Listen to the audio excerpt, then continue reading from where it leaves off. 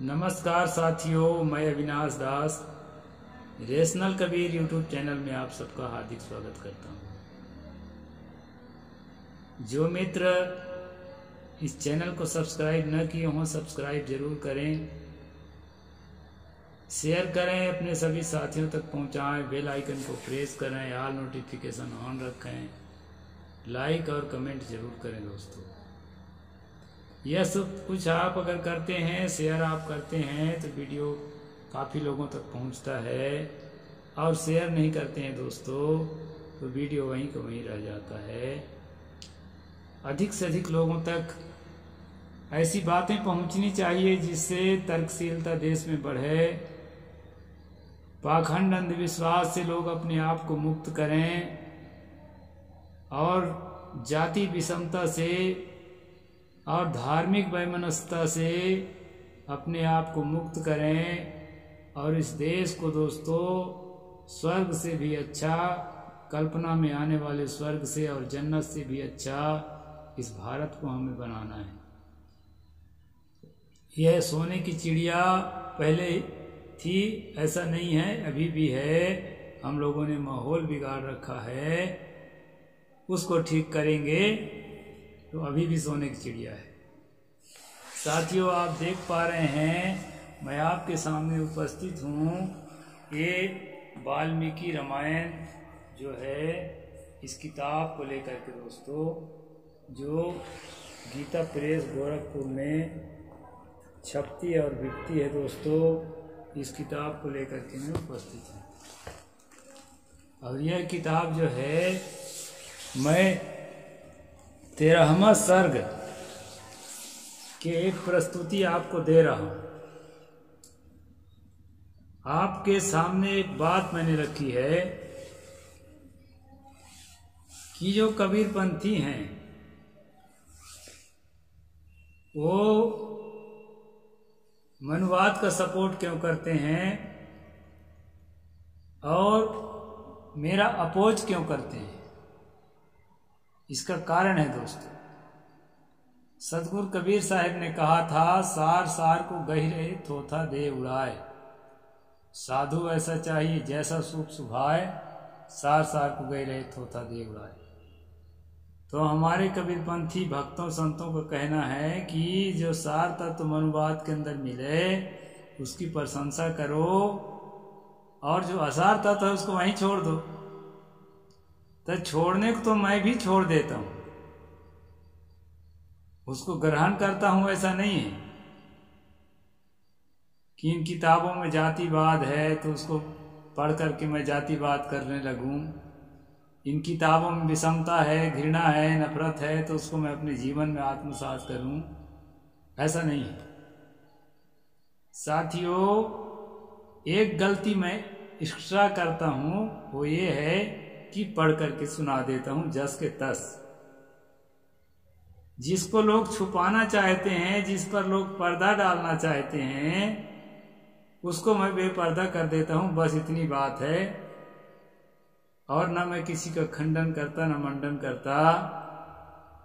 अगर ये बातें आपको खंडन जैसी लगती हैं तो सबसे पहले पुस्तक विक्रेता को पकड़िए, इसके बाद पुस्तक के जो मुद्रक और प्रकाशक है उसको पकड़िए, इसके बाद जो है लेखक को पकड़िए अगर जिंदा होए तो, और जिंदा ना होए तो किसको पकड़े। अगर समाज के लिए उपयोगी बात नहीं है तो उसको समाप्त कर दिया जाए, ये भी ठीक है, लेकिन इसके लिए भी कोई राजी नहीं है। किताब में रखना है लेकिन दबा के रखना है, पढ़ के नहीं सुनाना है, ये लोगों का कहना है। तो आइए दोस्तों, मैं आपको वाल्मीकि रामायण के कुछ श्लोकों पर चर्चा करूंगा। यहाँ 13वां सर्ग में बताया गया है, श्लोक नंबर 9 में कहते हैं, इष्ट का बहुसाहस्त्री शीघ्रमानी यथामिति उपकार्या क्रियंताम राज्ञो बहुगुणान्विता। शीघ्र ही कई हजार ईंटें लाई जाएं, राजाओं के ठहरने के लिए उनके योग अन्नपान आदि अनेक उपकरणों से युक्त बहुत से महल बनाए जाएं। ये केवल अस्थायी है यज्ञ की तैयारी के लिए, क्योंकि खीर पुरुष प्रकट करना है यज्ञ के द्वारा, जिससे बच्चे पैदा होंगे खीर खा करके। तो उस यज्ञ की तैयारी हो रही है दोस्तों, और इसी तैयारी के तहत ये जो है बालकांड के 13वां सर्ग में चर्चा चल रही है। आगे कहते हैं दोस्तों, ब्राह्मण वा यथाश्चैव कर्तव्या सत्सह सुबाह भक्ष्यान्यौर बहुभिः संपेता सुनिश्चिता। इसमें कहते हैं ब्राह्मणों के रहने के लिए भी सैकड़ों सुंदर घर बनाया जाना चाहिए। वे सभी ग्रह बहुत से भोजनीय अन्न पान आदि उपकरणों से युक्त तथा आंधी पानी आदि के निवारण में समर्थ हों। ये आदेश जो है कौन कर रहा है दोस्तों? ये आदेश जो है वशिष्ठ जी ने यज्ञ संबंधी कर्मों के निपुण जो कार्यकर्ता हैं उनसे कर रहे हैं।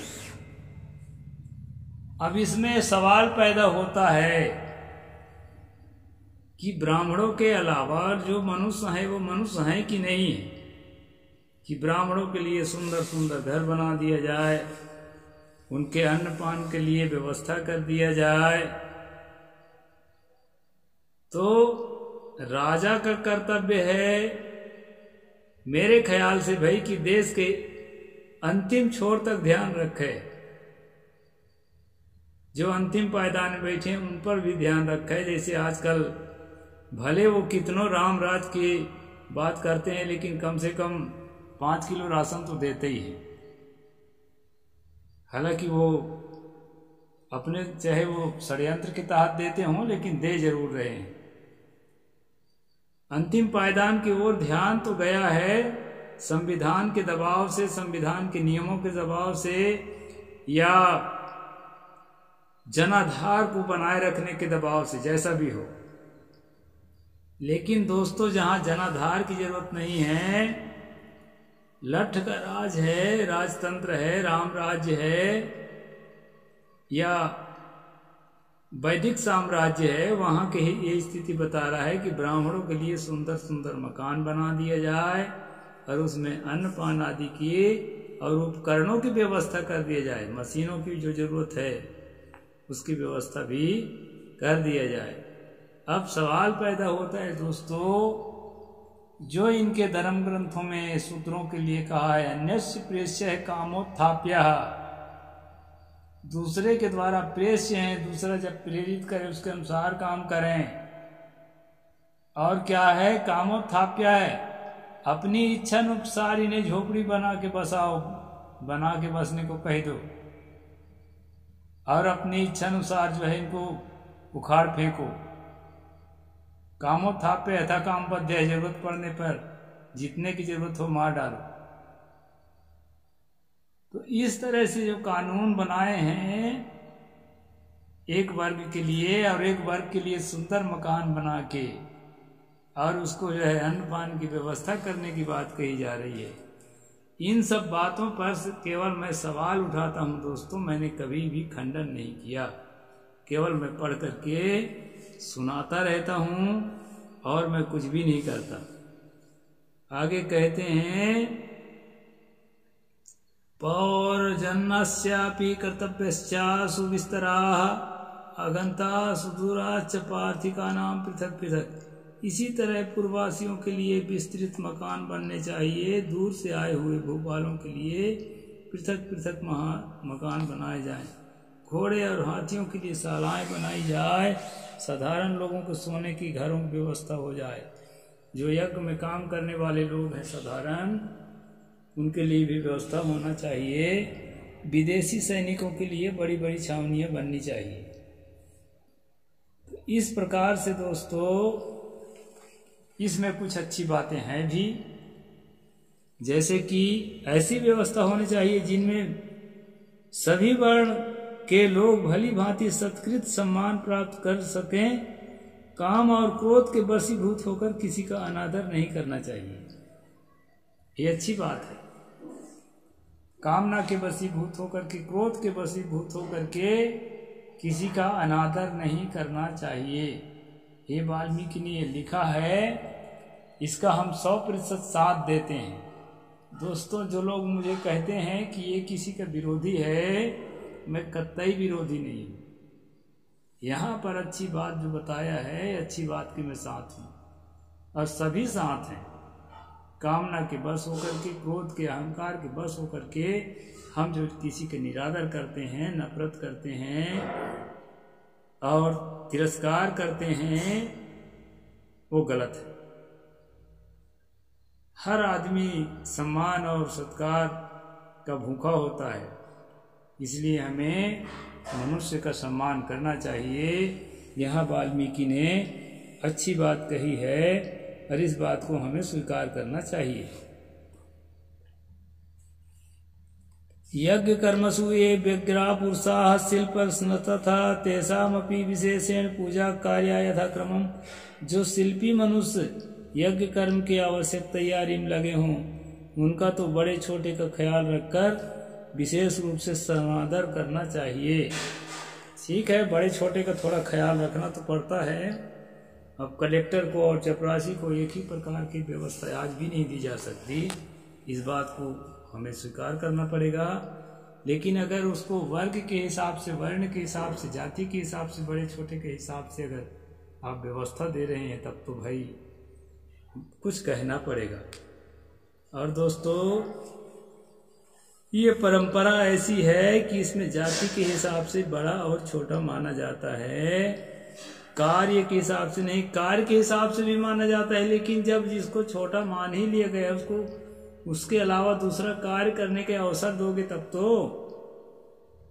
अब जिसको झाड़ू लगाने के काम ही दे दिए हैं, उसको पीढ़ी दर पीढ़ी झाड़ू ही लगाएगा, तो छोटा ही रहेगा ना, पूरा खानदान छोटा रहेगा। तो बड़े छोटे के हिसाब से आदर देते हैं तो उसके खानदान में किसी को अच्छा आदर नहीं मिल पाएगा। तो इस दृष्टि से यह बात मानने योग्य नहीं भी है। और अगर योग्यता के हिसाब से बड़ी छोटी की बात है तो सदा से चला आया है और मानना पड़ेगा। तो इस तरह से दोस्तों, जो सेवा के कारीगर धन और भोजन आदि के द्वारा सम्मानित किए जाते हैं, वे सब परिश्रम पूर्वक कार्य करते हैं। उनका किया हुआ सारा कार्य सुंदर ढंग से संपन्न होता है। बहुत बढ़िया बात है, इसका पालन मैं स्वयं करता हूँ। अपने यहाँ जो भी वर्कर काम करते हैं, हमेशा आप लोग ध्यान रखिए, उनको भाई की तरह, चाचा की तरह सलूक करें, बेटा की तरह सलूक करें उम्र अवस्था के अनुसार। और जो है खाने में, पीने में फैमिली मेंबर की तरह व्यवहार करें। काम के टाइम में थोड़ी कड़ाई करना पड़ता है, वो भी प्यार के साथ, दुश्मन जैसा सलूक नहीं। तो वो जो है आत्मीयता के साथ उनको लगता है कि मैं अपना काम कर रहा हूँ, उनको ऐसा नहीं लगता मैं किसी मालिक का काम कर रहा हूँ। इसलिए दोस्तों, वाल्मीकि रामायण में कुछ बातें ऐसी हैं जिससे हमारे कबीरपंथी भक्त और संत काफ़ी प्रभावित हैं, और इसीलिए वो मुझे कहते हैं कि आप जो है खंडन करते हो। तो खंडन मैं हर बात का तो नहीं करता, लेकिन जो बात सचमुच मानवता के अनुरूप नहीं मिलती है, उस पर थोड़ी से सवाल उठाता हूँ, खंडन नहीं करता। तो ये तो एक रेशनलिस्ट का काम ही है। कोई भी रेशनलिस्ट होगा दुनिया में, कोई भी एथिस्ट होगा, वो हर बात को हाँ जी नहीं करेगा, सवाल उठने लायक बात में सवाल उठाएगा। दोस्तों, तो आप सब लोग सवाल उठाने के परंपरा को पकड़िए, हर चीज़ को हाँ जी नहीं करिए, और जो बात सही है दुश्मन के मुख से भी निकल रही है, उसको स्वीकार करने की हिम्मत भी रखिए। तो इस प्रकार से आज का प्रसंग मैंने बताया, और आगे बताऊंगा दोस्तों आने वाली स्ट्रीम में। आज मैं यहीं तक बताऊंगा। साहिब बंदगी, जय जोहार, जय भीम, जय भारत, नमो बुद्धाय।